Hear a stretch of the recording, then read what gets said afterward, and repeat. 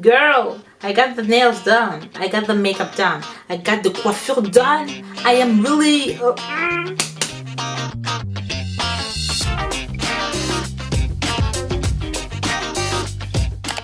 Coucou tout le monde, c'est Stella, bienvenue sur ma chaîne YouTube. On se retrouve aujourd'hui pour une nouvelle vidéo. Alors, ça date un peu depuis la dernière fois que je vous ai posté une vidéo, je m'en excuse. Pour la peine, je vous propose aujourd'hui un tuto coiffure revisité. Je m'explique. Pendant que je vais me coiffer, je vous raconterai une petite comptine comme celles qui ont bercé mon enfance. J'espère que la vidéo vous plaira. So, without further ado, let's hop into the video. Avant tout, ce n'est pas mon histoire personnelle, mais je me la suis appropriée, donc ne soyez pas surpris si j'utilise parfois le je ou le nous. Je vais tout d'abord commencer par retirer le chouchou que j'avais sur la tête. Là, ce sont des vieilles twists que j'avais fait qui m'ont donné cette mise en pli et c'est la base sur laquelle je vais commencer la coiffure.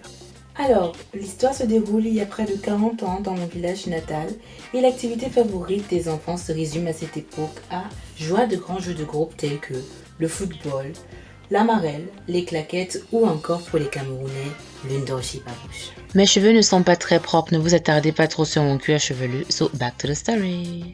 J'habite avec mes frères et sœurs dans une petite maison, bien sûr avec mes parents aussi, et avant de sortir chaque matin, mes parents nous répètent sans cesse de faire attention à nos fréquentations, mais de surtout rentrer avant la tombée de la nuit.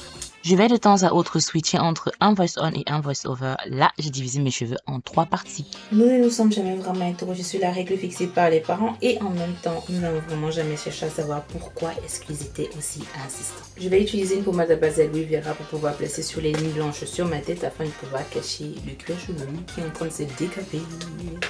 Alors, ça ressemble à ça. J'en prends juste un peu.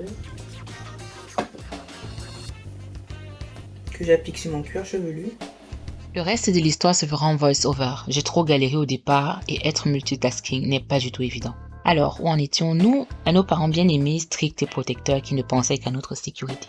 Mes grands frères avaient pour habitude, après l'école, d'aller jouer au football jusqu'à tard dans la soirée. En plus de nous être interdit de rentrer à la nuit tombée, nous ne devions pas passer la nuit chez l'un de nos amis. Il fut un jour, par une matinée bien enjouée, chaude comme il faut, tout comme après une bonne pluie avec un soleil brillant, mes frères, comme à leur habitude, sont allés avec leur groupe d'amis jouer au football. À la seule différence que c'était à quelques kilomètres de notre village à nous. Ils passèrent la journée puis l'après-midi jusqu'à la nuit tombée à jouer entre eux. C'était le début des vacances et avec la joie des cours terminés, ils n'ont rien remarqué. Les plus jeunes, soucieux d'être grondés par les parents, se sont précipités de rentrer en groupe. Juste un de mes frères a voulu continuer le jeu et y rester jusqu'à 22 heures. À un moment de la nuit vient donc l'heure de se séparer et chacun des joueurs restants emprunta son chemin. Mon frère se retrouva donc tout seul. Plus tôt dans la journée, il avait repéré un raccourci qui lui permettrait dans son cas de figure de rentrer plus vite à la maison. C'est ici que l'histoire devient particulièrement intéressante. Ses godasses en main, oui, c'est un détail très important, et avec un air insoucieux, il rentrait tout sourire à la maison. Quand soudain il entendit comme un sifflement qui disait « Tenez-vous bien, pipidi, pipidi, pipidi ». Étonné ou apeuré, il se figea pour la première fois.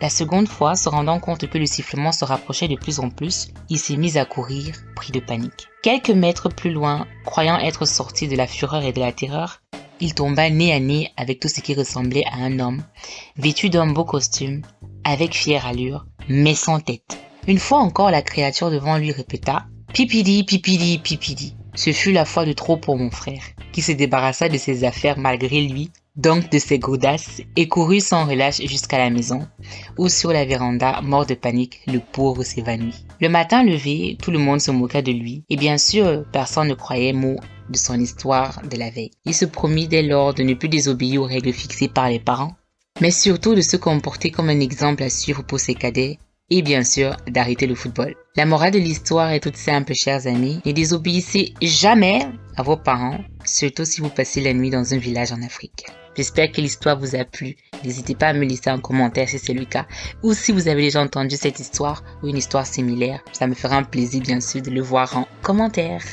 Les histoires comme celle-ci, j'en ai beaucoup et petite, il existait carrément une diffusion en radio tous les soirs de week-end. L'émission s'appelait Sous le grenier du griot et a évolué plus tard en Histoire raconte. Petite, c'était une activité presque obligatoire pendant les vacances avec cousins et cousines confondus. Habituellement, ces histoires, ou communément appelées comptines, étaient racontées près d'un feu de bois ou encore près d'une lampe tempête. Ce sont des traditions qui malheureusement se perdent avec le temps et c'est avec un peu de nostalgie que je vous ai raconté celle-ci. Bref, back to the tutorial.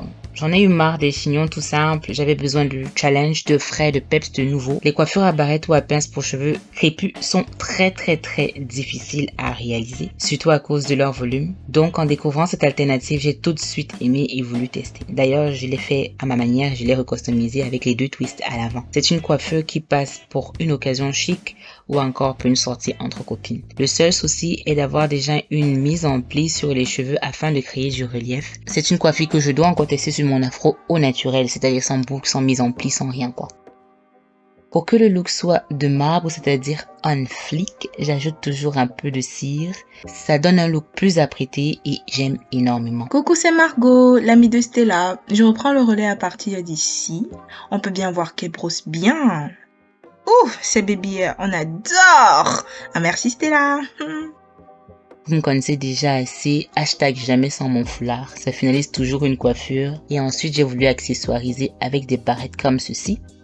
Cela n'est pas du tout obligatoire, donc feel free. Coucou, c'est encore Margot. Et voici le résultat final. Avec cette coiffure, on dirait tout de suite que vous êtes tiré à 4 épingles. Ce que j'apprécie le plus, c'est qu'en regardant à l'arrière de la tête de Stella, on s'aperçoit qu'elle n'a usé d'aucune géométrie. J'espère que vous avez pris plaisir à écouter ma voix, à nous écouter. Prenez soin de vous. Bye! Voilà, nous sommes arrivés au thème de la vidéo. J'espère qu'elle vous aura plu. N'hésitez pas à me laisser un petit commentaire. Ça fait super plaisir de vous abonner et de liker. Pourquoi pas? Il y a d'autres vidéos de moi que je vous laisserai linker quelque part au niveau de la vidéo. Je ne sais pas encore où. N'hésitez pas à me donner vos avis concernant les autres vidéos également. Et pourquoi pas de me raconter votre histoire afin que je puisse également la faire en storytelling. Allez, je vous fais plein de bisous. À la prochaine. Bye! En 2023, on veut ressembler à ceci chaque jour. Être on flic.